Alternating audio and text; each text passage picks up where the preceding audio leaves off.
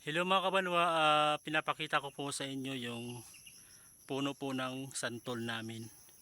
Na ngayon guys ay unti-unti na po siyang namamatay mga kabanwa.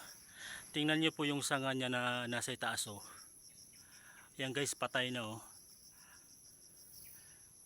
Dati kasi guys nung elementary ako, naalala ko to, ano to malaking puno to. Tapos yung mga sanga niya malaki. Tapos makakapal yung dahon. Pero ngayon mga kabanwa, tingnan nyo, patay na oh. Siguro itong puno ng santol ano na to, 100 years old na siguro to guys.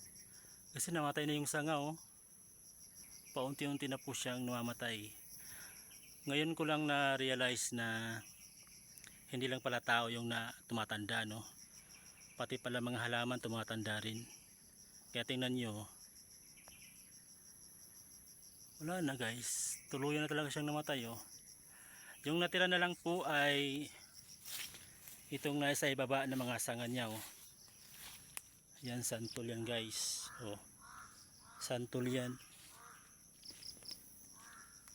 Yung mga sanga na yan, yan lang ang natitira sa kanya oh.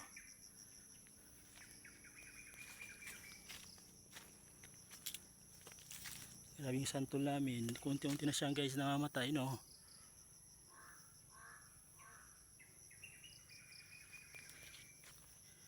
Naalala ko dati ano to malaking puno to guys.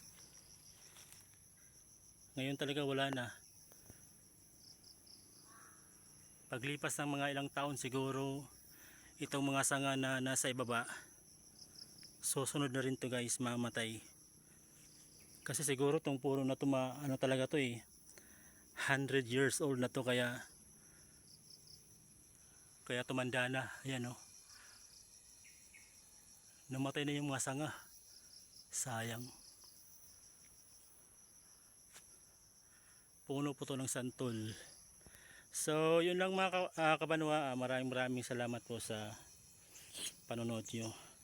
Please sa mga hindi pa nakasubscribe, please po paki-subscribe sa aking YouTube channel. Maraming salamat po.